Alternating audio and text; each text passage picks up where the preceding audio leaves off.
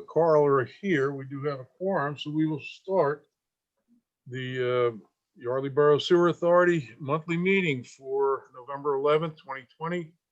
I will take a motion to approve the minutes of last month's meeting, which was October 14th. So moved. Motion's been made and properly seconded. Any questions or comments regarding those minutes? All those in favor say aye. Aye. Opposed? Motion passes I didn't unanimously. hear a second on that. I heard Mike say so moved. Did you hear who's second? Thomas, Okay, he's muted. That's why he didn't hear it. okay. Thank you. With that said, I'm speaking sign language tonight. okay. With that, at this time of our meeting and agenda, we open this up to the public for any comments or questions to address the board. If you do want to talk, Mr. Carlson, you can please state your name and your address and address the board. Yeah. Good evening. Thanks. My name's Don Carlson. I'm at 14 Creekview up in Yardley Walk. And I'm a member of our board, homeowners association here, treasurer of it. I hear just a couple quick questions relative to this topic. Obviously, we're one of the owners that have that you're looking for to get the easement for through our property.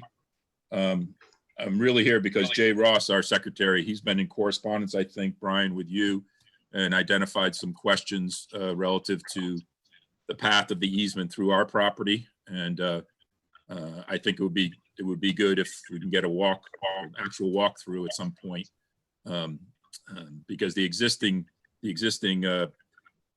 drawings look like the easement is requested to go over the cement reinforcements for the pedestrian bridge, which seems a little dicey that we would have it that close. But we don't need to get into that there. I just wanted to make sure that the questions that we had identified get answered as we go forward. And then my second question was something that we didn't ask yet is our community is relatively new, that finally next year the developer will be finishing and putting down a top coat and having nice, beautiful roads. With this sewer expansion, is there any need to open up anything in the regular roadways of Creekview or Wayfaring, or is all the expansion just going to be through the place where the easement is requested? Yeah, it's only over on the other side of the creek. Great. On the shopping Okay, center good. side and come through over there. So Okay. yeah, and we're in the process of getting a response together for all the questions, and I'll be in contact with you guys on that, and then be glad to have a site walk with whoever. It's no Okay. problem. Sounds good. Those are my only questions or comments today. Mr. Carlson, I have a quick question. Is that your neighborhood behind you? Yes, it is. That's the view out. It's actually the view out of my office. I'm at the third floor. But Okay, that's nice. actually, Not that's a right fake, now. that's a picture. Would have fooled me. It looks nice though. Okay, any other questions or comment, Mr. Carlson? No, that's it for me. Thanks. You are more than welcome to join the rest of the meeting. I will say, and surprise the rest of the boards, we will be having an executive meeting at towards the end of this monthly meeting. And once we go into that, and this is for conversation on real estates and the easements, but again, because it is an executive session, there'll be no public involved. We will then reopen or reconvene back into the regular meeting, finish up any business we have, and then of course conclude the monthly meeting. So again, you're welcome to stay for the rest of the meeting, which includes some interesting things and some not so interesting things. All right. I may hang in for a little while, but not too long. That'll be fine. Okay. Okay, anybody else have any questions or comments for Mr. Carlson? And if not, we'll close this portion to the public. Very good. With that being said, Phil is not on yet. And Carl's not here. So Rich, do you have anything for the No, Compensation Committee report? Okay, no fine. report. All right. With that, as I just mentioned, we will be having an executive session specifically to discuss the easements, which will be led by Blake, Brian, and I'm sure Alec will chime in, as will the rest of us, for this discussion. There will be no public, but those that are on in the Zoom meeting right now, including Cheryl and Carol, are invited to stay for the executive session. And once we get done with that, we will reconvene back into the regular meeting, conclude any further business that's been discussed, and sign off. So at that point, we'll move to the financial reports, and Cheryl, you are up. Okay. Everyone should have received all the materials in their emails, profit and loss, balance sheet, delinquent accounts, bill list. I've been busy giving Kevin Jensen, the auditor, reports and answering questions as needed. The audit is going on. And we did quarterly deduct meters, but most of them read 0 except for one. 1 out of the 5 had a $25.50 credit. And other than that, just the usual things. So that really concludes my report. All right, anybody got any questions for Cheryl regarding the profit and loss, the balance sheets, the delinquent accounts? There, If not, I will take a motion to accept the bill list, which for this month is in a total of 38,505.73. So moved. Seconded. Motion's been made, properly seconded. Any questions or comments regarding the bill list? All those in favor say aye. Aye. Opposed? Motion carries. Okay.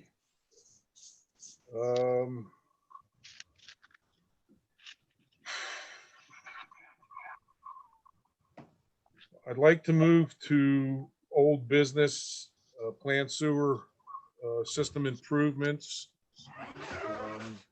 And again, as I said, at that point, we'll discuss some new business in regards to the Foster's EDUs and Garlett's sewer credit, and go into executive session.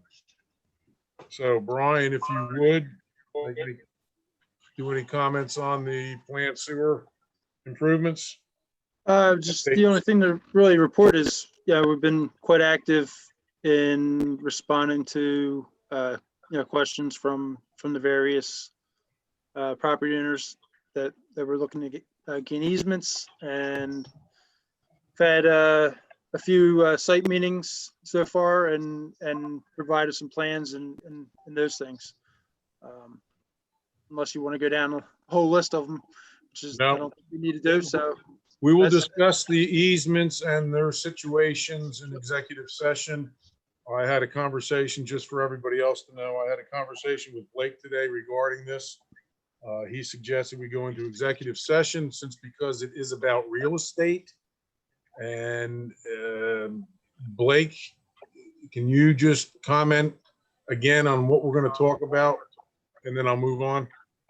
Yeah, as indicated, I talked to Dave today. I wanted to give I gave you a written summary of where we are on the easements, but I wanted to discuss a few issues.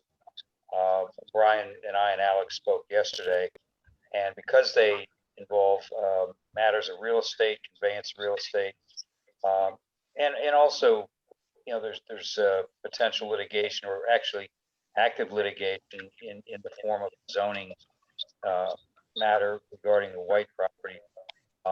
The Sunshine Act clearly permits executive sessions to discuss those things. Obviously, no action can be taken by the board, but I think it'd be better at this point to do that in executive session. Okay. Thank you, Blake, for that explanation on what we're planning to do with the executive session and the reasons and why we're going into executive session at that point.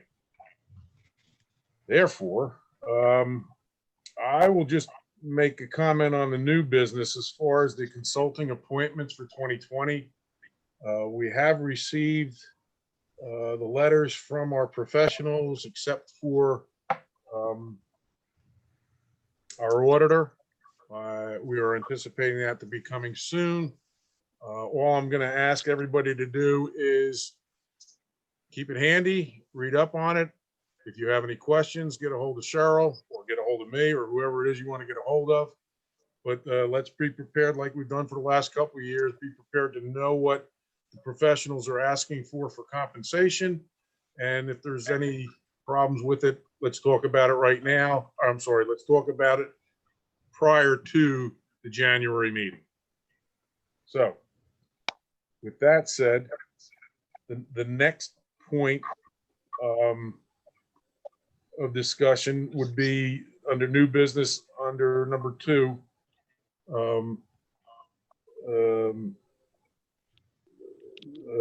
Suzanne and Tim's situation with the letter that they had sent requesting a somewhat of a buyback of EDUs for, that they want to relinquish back to the sewer authority.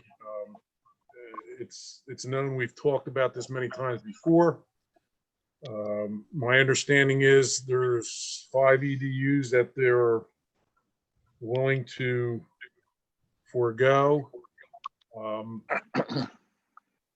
My concern is, did they ever provide us with the letter that they recently sent? Is the provision that states the 5 EDUs? Is that correct, or am I misreading something? Cheryl or Brian or Alex? Yeah, Letter dated August 23rd. No, that's not the one. I think the last time we discussed this last month, we were going to get back to them and ask, they wanted us to do another review. I'm just looking over quickly the minutes.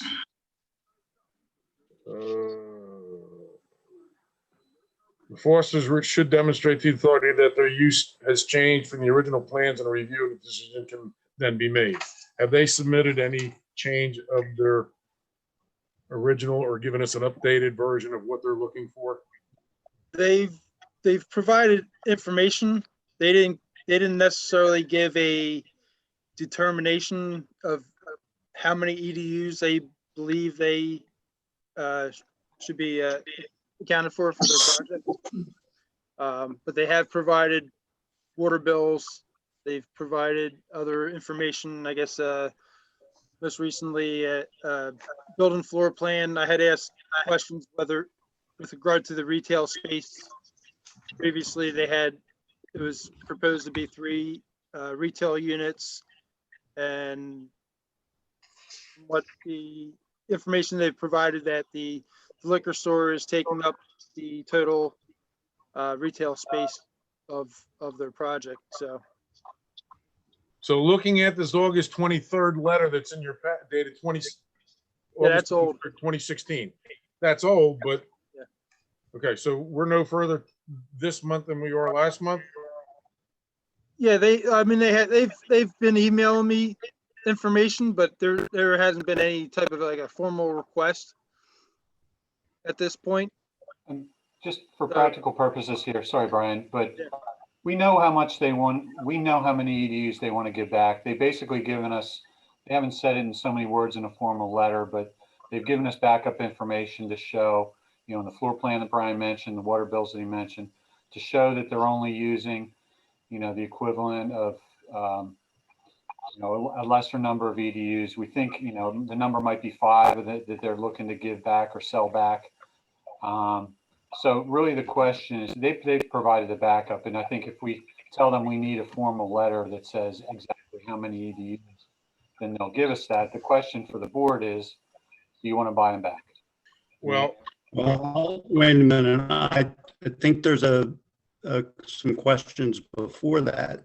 Though, if I understand it correctly, they have 7 apartments on the second story, and those would be, each of those would normally have an EDU, correct? Right. Ryan or Yes. Yes, Yes. correct. Alex? Yep, Wouldn't they each have an EDU? yes, Okay. And then you have the store, which has, whatever its usage is.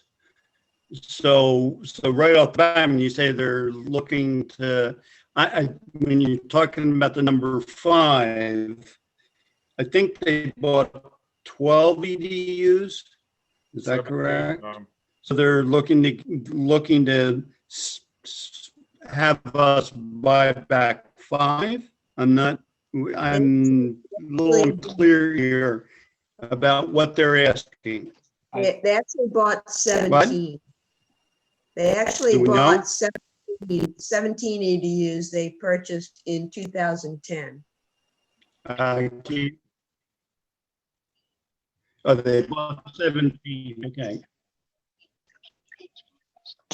right. And Okay. Cheryl, So excuse me, at Tom. least Cheryl, at a minimum, if saying the store had usage proof they only had 1, there would be 8.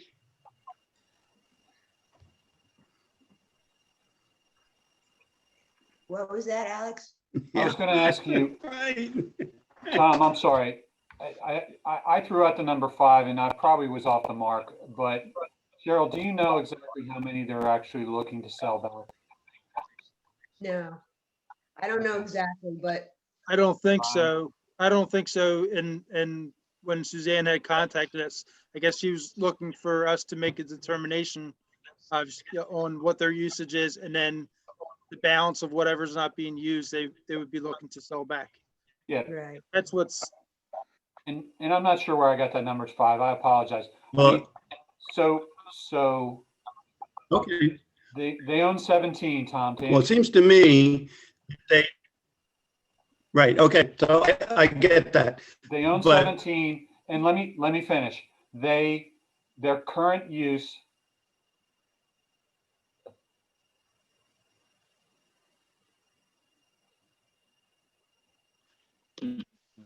Connection Can you guys hear him? no. here. Tom, we Can you can't hear you. Okay. I'm sorry. I don't have a good sewer connection. I mean, internet connection. Right, to the sewer meeting. Yeah, right. That's it. So just as far as numbers go, so let me put it this way. They own 17 EDUs because originally they thought said it was going to be 12 apartments and 5 EDUs for commercial. Now they have 7 apartments and 1 big footprint business that only really uses 1 EDU, which is the liquor store. So they're using 8 EDUs. Mhm. We could maybe argue 9. Mhm. And they're basically fishing to see how many they can sell back if you will have them and buy them. So right now, just let me say that we're not going to argue or discuss or determine how many they have. I think the more important discussion we need to have is, since we do have a connection management policy in place and we do have an existing waiting list, we do need EDUs. We do not have a policy and have never set a precedent for buying back any of this stuff. I recommend that. Nor do we have a policy about transfer of EDUs. Because remember, two of those EDUs were supposedly, they tried to transfer to Yardley Borough, Right. And which is another complication, which hasn't been, has that ever been? yes, the answer to that was no. The ED EDUs were supposedly sold to the borough. The EDUs are equivalent dwelling units that stay with the premise, not with the property owner. I understand that, but remember We remember, that there Tom. was a deal between the borough, that, you know, There was. and okay, all right. And that's You dead. Go ahead. I'm sorry. But the answer to your question is that was asked. It's not dead as far as, it's not dead as far as refunding to the good. I can't think of it, to the jewelers. I can't think, Foster's. can't think of their name right off the top of my head. Yeah, the Foster's. Foster's, yeah. But if All I could, right, you know, we can discuss that, but I think what I hear you saying is the Fosters have to come up with a formal request. Yes, but that's not the question. The question is, do you And want to buy then them back? then we can decide. It also seems to me we should be making up a policy about this.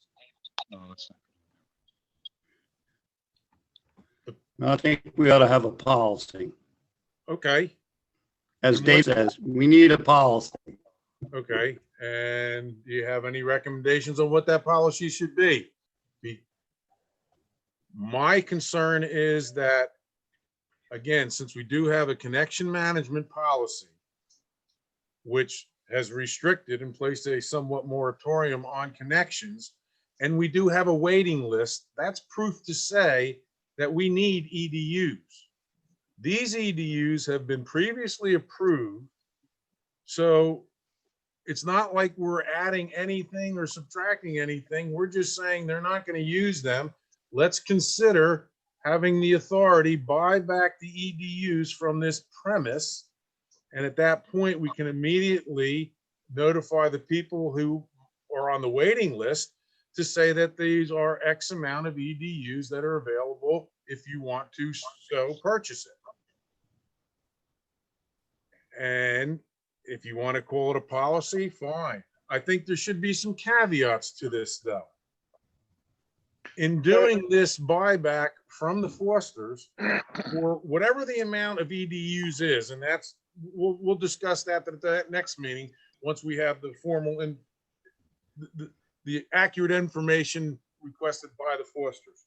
I think the caveat should be that the Fosters understands that they relinquish any and all ownership of these EDUs, so that if a year from now they say, oh, by the way, we want to buy back the ones we just sold back to you. No, if you need more EDUs because of an expansion of your enterprise that's up there, you go on the waiting list just like everybody else does. That would be the first caveat I would put in place. I believe years ago, we had this same discussion, Yes, we did, Rich.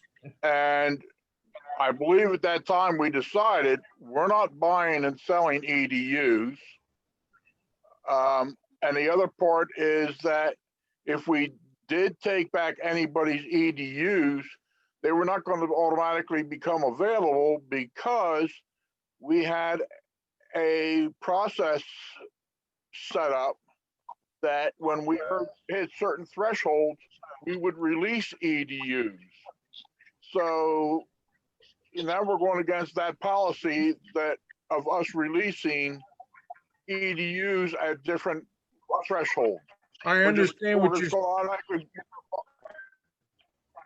I understand what you're saying, but these EDUs have already been released. Yeah, for they use. have, I Dave. realize that, but we're buying somebody else's EDUs back, and we shouldn't just arbitrarily just throw them out there. you Okay. know? Yeah. And And number let me, two, just let me add to, Alex, because if I can, Foster's got a tenant that Oh. took over a whole first floor, down the road, when they turn around and have to maybe subdivide into 3 or 4 separate commercial properties, they're gonna need these EDUs back. And then they would go on the waiting list. I say don't buy them back. We're not in the business of buy and sell EDUs. Understood. let me just, if I may, to Rich's point, and he honestly reminded me of that discussion before. And what we had discussed, and I think agreed at that time, to Rich's point, was understanding what you're saying, Dave. Well, it makes these new EDUs available. It really doesn't. And the logic at that time, and I think is still valid, was we have a connection management policy because we already have a surcharge issue in the system. It's not like we did this calculation which says, okay, up to a certain number, we're good. It's minimizing how much we're over our capacity. So the logic at that time, to Rich's point, was we can't just buy them back. If there's somebody who owns an EDU on paper, we can't just buy it back and say, oh, look, there's newfound capacity, and hand it to somebody else outside of the connection management policy. And the reason for that is because it's not just available, capacity that exists. It's actually everything from this point on is over and above the capacity of the system. So the logic then, which I think would still apply now, is you wouldn't buy them back and just turn around and say they're available and sell them to somebody else, or even if that person's on the waiting list, you would still follow the policy as far as releasing EDUs in the waiting list. They would just go back in your reserve. And that being the case, there's no rationale for buying them back. Foster's trying to say, well, we're doing a public service because we're making them available for somebody else. But that doesn't apply if you're saying your system's already overloaded under peak conditions, and therefore, it's not offering any kind of relief to buy them back that you would then pass on to somebody else. That's a good point, good explanation, and I'm glad you reiterated what we all discussed, what Rich brought up, that we've discussed a long time before. I will also mention that the connection management policy states, excuse me, that the next milestone to consider releasing any EDUs would be at the successful awarding of the bids for the 3 projects that are in the November 2015 transportation agreement. I got a question, please. Alex, when the improvements are joint project improvements are built, will we have more capacity in the system? Yes, you will. Yep. Okay. Well, yes, a little capacity. No, yes, you will have more capacity when the improvements are completed. And it's at that spelled out point, in the- and at that point, again, we wouldn't need to buy back Okay. anything because we have enough to award to the people that are on the waiting list for the EDUs per the Right. connection management policy. Alex Right. makes a great point. Rich makes a great point. Even if it would be a civic-minded gesture to go ahead and purchase them back to afford to the people that are on the waiting list, the point is, the fact is that we still have an overflow capacity problem. That's why we're still doing the project. So even though these have been sold previously, they've already been allocated, they have never been part of the actual flow, and they shouldn't be because it's just adding to the potential of the surcharge. Right. And again, I wish I'm glad Rich reminded us of that discussion. And I realized that was the rationale at that time. Well, you guys are on record at that time with, and I don't remember who it was that was trying to sell back EDUs, I'll be honest. But you guys were on record saying, well, we're not going to buy them back. And partly because it's not going to help other people. It's not going to you're not going to be able to just turn around and sell them. because we're working under an overload situation. So the So- bottom line of this is we're considering not consider, we're talking about not considering a connection management policy in favor of buying back EDUs is because even if we did, you still can't do anything with them because of the connection management policy and the potential for a surcharge during peak conditions and until the projects are completed. And at that time, we're not gonna need them. So Foster's, you own whatever EDUs you have.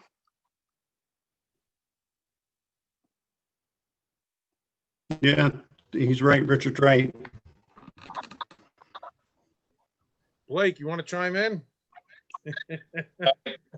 I agree. The one thing I did not recall, my assumption was we could buy them back.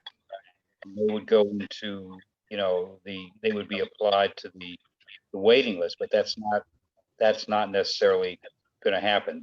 We're over, we're in excess of our capacity now, so they would just be bought back and they would go nowhere. So yeah, I'm reminded of that discussion as well, and I recall it. So Yeah. The authority could buy them back, but based on what I'm hearing, there's nothing you can do with them. Yeah, we can't use them. We cannot use them. We cannot grant them out to people on a waiting list because we haven't met the next threshold yet. Yeah, and that explanation, Yep. whenever time is right, should be given to the Fosters. That's why it's not helping us to buy them back. So they understand why the authority's not interested in buying them back. Right, and I would certainly mention to them that precedent was already set. I mean, that's part of the reason why I think it's pretty clear cut, because the question came up, as Rich pointed out, several years ago now, and that decision was made and that precedent was set.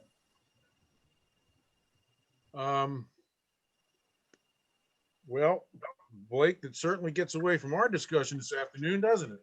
Well, yeah, again, my assumption was that they could be basically reloaded in some fashion, and handled through the waiting list, but that ignores the fact that we're in excess of our capacity. So it doesn't help the authority to buy them back with that rationale.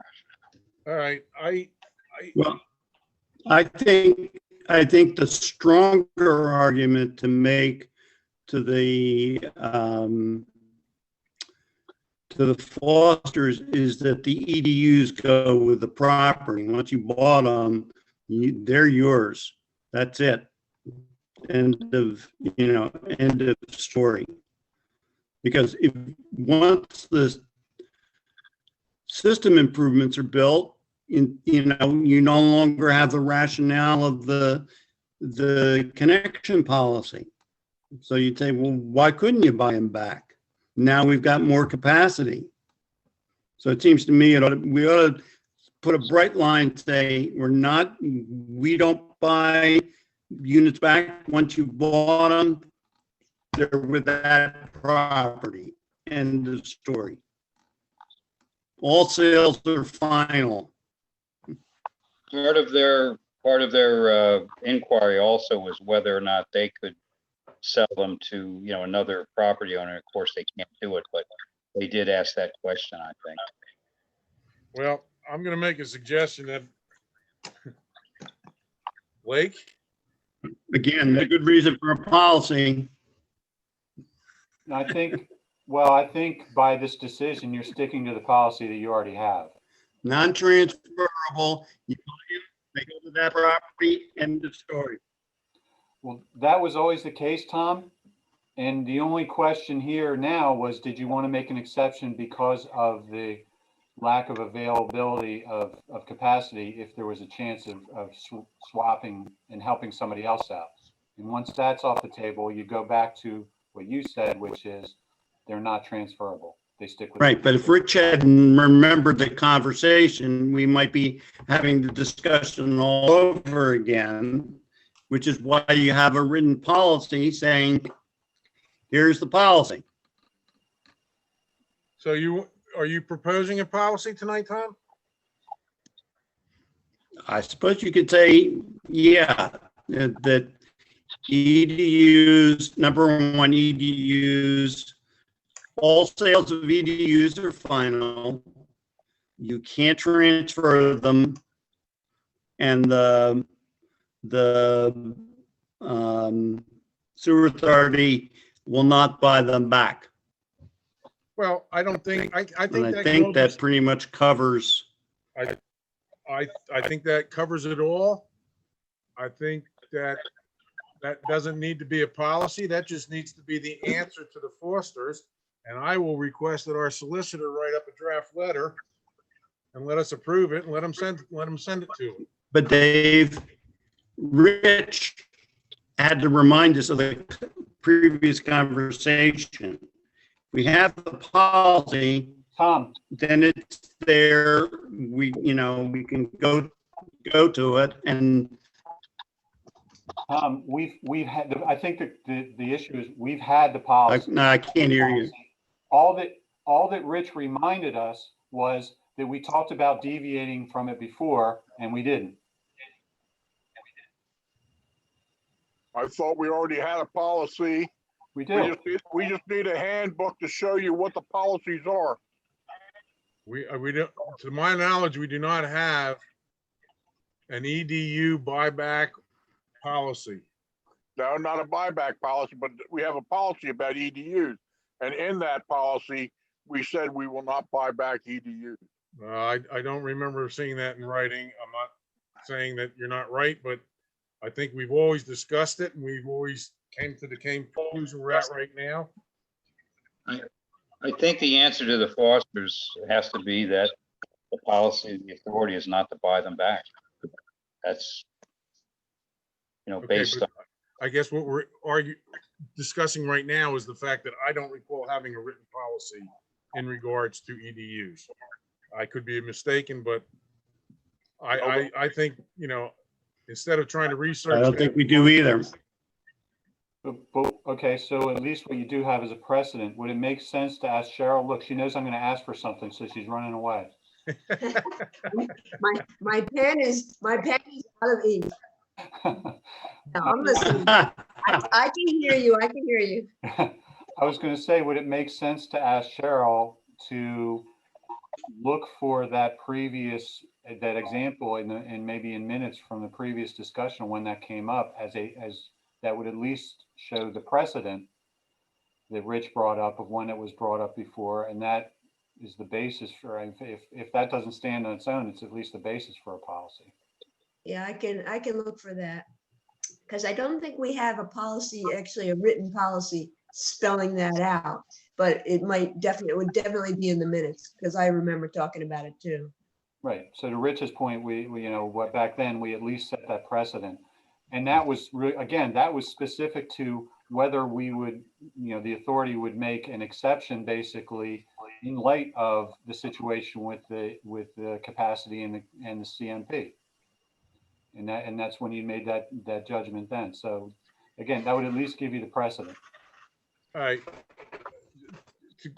To go from here, I still suggest that Blake draw up a draft response to the Fosters outlining what we're talking about now, what Tom eloquently stated, what Rich brought up, and Blake, part of our discussion.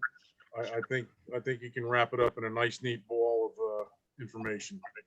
yeah, I'll be glad to do that. Let me see what Cheryl comes up with as far as, what the minutes might show from that discussion. Yep. Okay. Again, the bottom line is, even though we have a waiting list, the waiting list is there waiting to meet another threshold, but we are over capacity during emergency flows.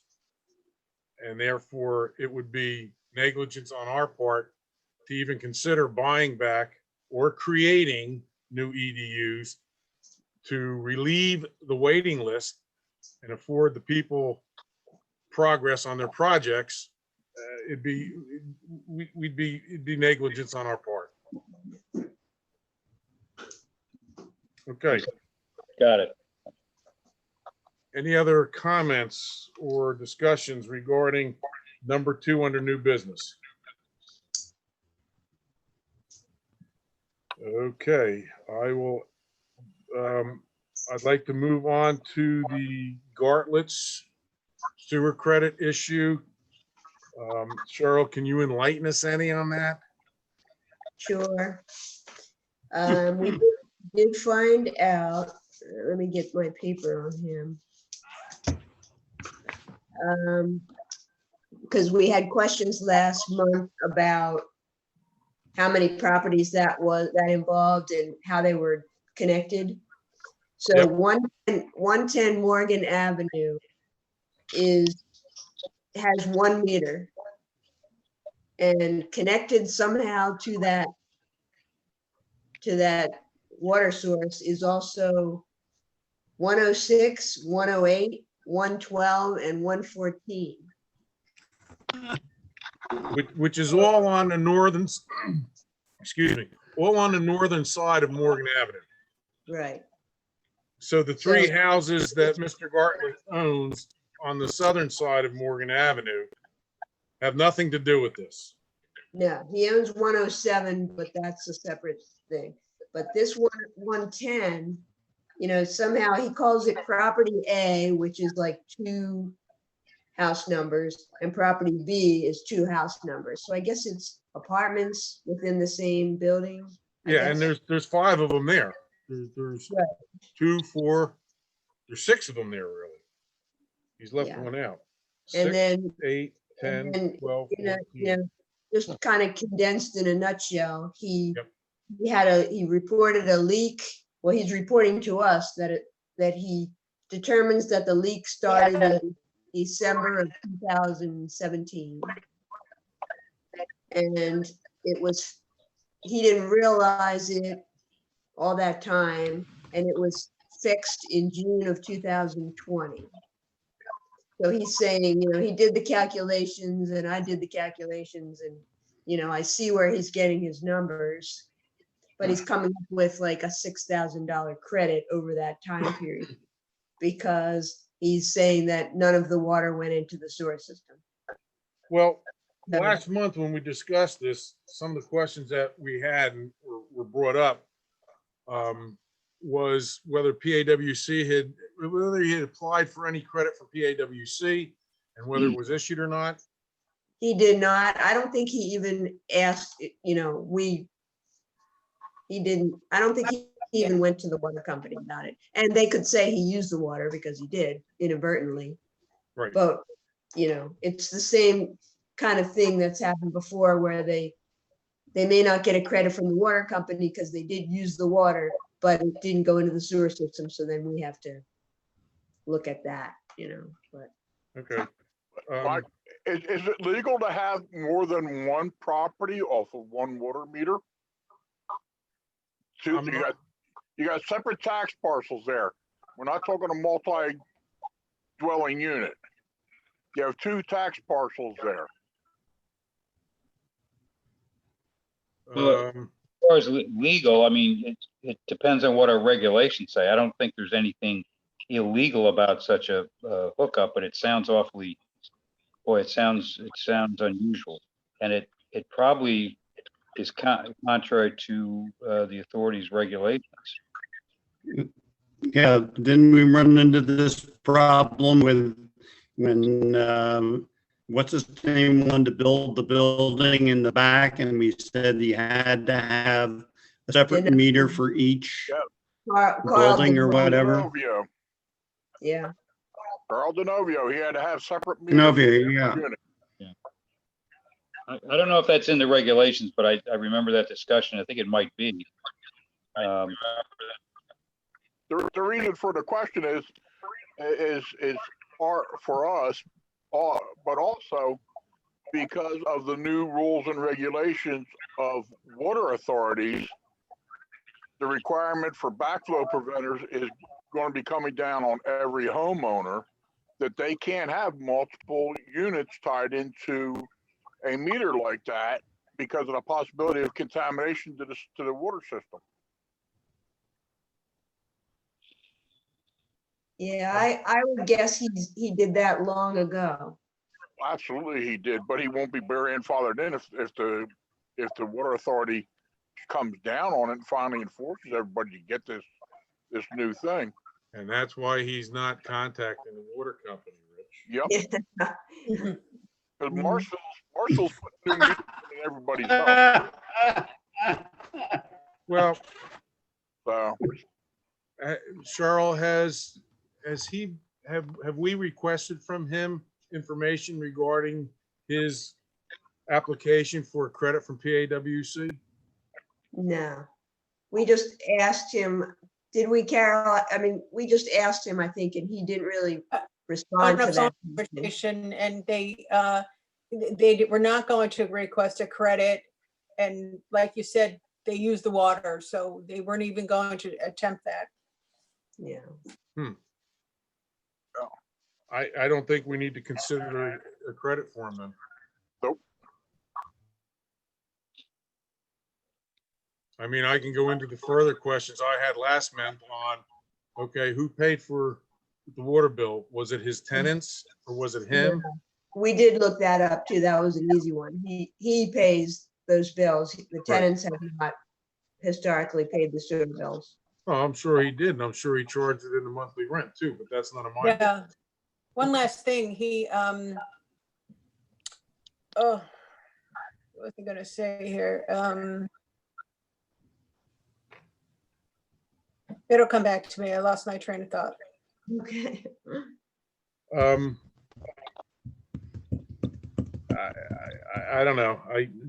My initial feeling right now is,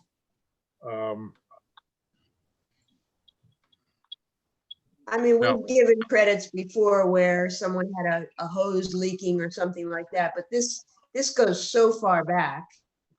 And Yeah. he's not only that, this is all underground too. This isn't no hose. Yeah, and so what I was gonna say is we asked for, I asked for invoices, with detail regarding the repair, and I received nothing on that because they did all their own repair work. Mhm. Yeah. Well, due to lack of a invoice from a professional for a repair, due to the lack of a request to the water authority for a credit, I say we deny him his request. you got that, Cheryl? Yeah. We will let him know.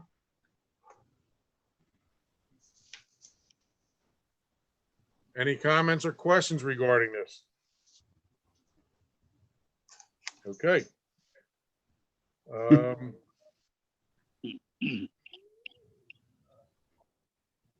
Before we go into executive session, I'd like to ask the board if they have anything, and I see Mr. Smythe has joined us, although not in person, it's just his name.